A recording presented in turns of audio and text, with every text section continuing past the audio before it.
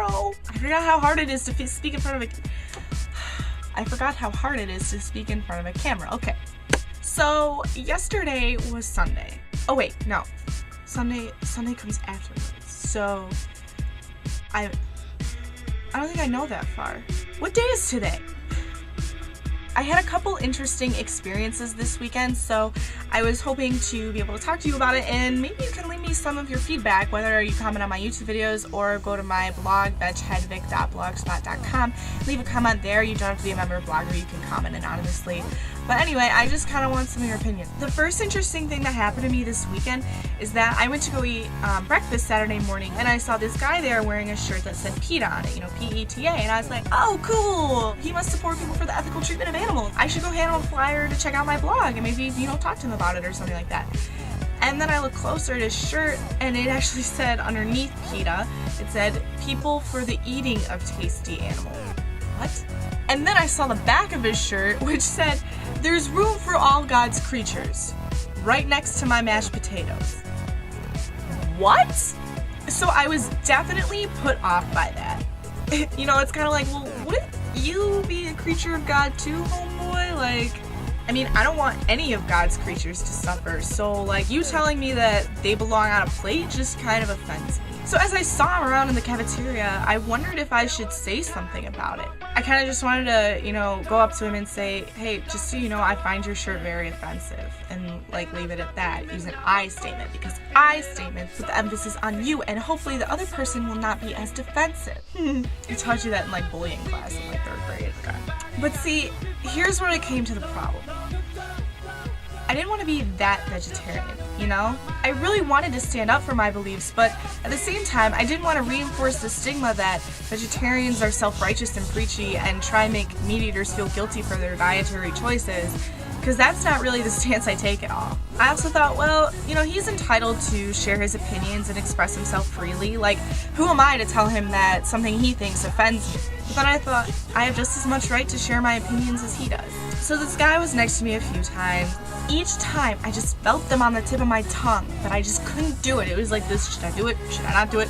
Don't do it. You should do it. Just say it. It's not going to take anything. So the question that I want to bring up to you is, what do you think I should have done? Or what would you have done?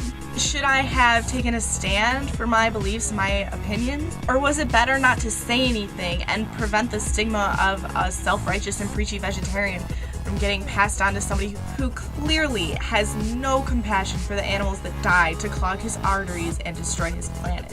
Nor does he have respect for the people who strive to protect God's creatures. I don't know. Please leave a comment, tell me what you would have done or what you think the appropriate response would have been.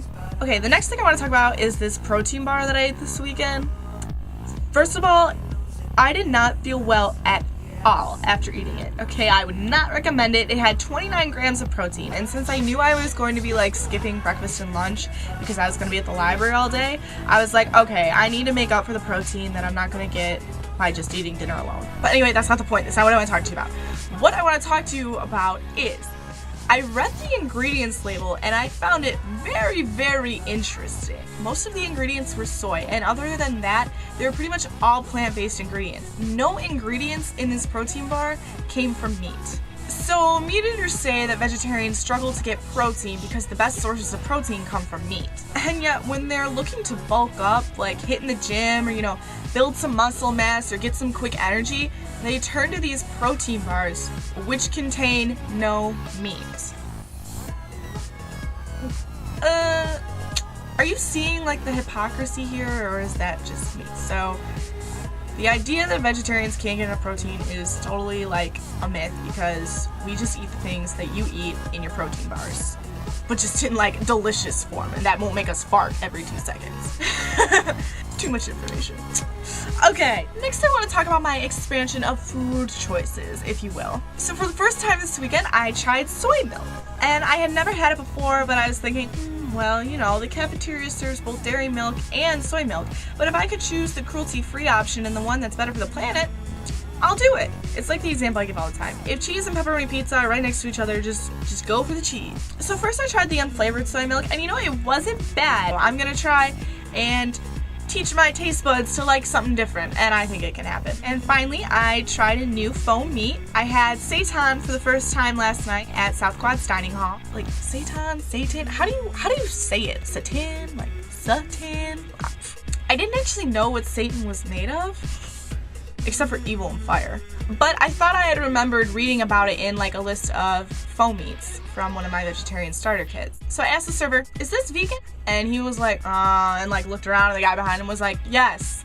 And it was really, really good. Like, I actually loved it. Well, I totally would have gone up for second. And I definitely liked it a lot better than tofu. You'll learn in my videos that I'm not a big fan of tofu. Like, I'll eat it when I have to, but Satan is the way to go. The faux meat, not, the devil. Seitan is the way to go. So since I was already partially vegan at dinner last night, I just went all out. I had my barbecue seitan, I had my brown rice with some peas and some tofu triangles, even though I only ate one because, like I said, I'm not a big fan of tofu, but I thought I'd try it. And I also just didn't like the spice they put with it because I don't really like spicy food, but okay, not important. And chocolate soy milk. And it was way satisfying. Delicioso.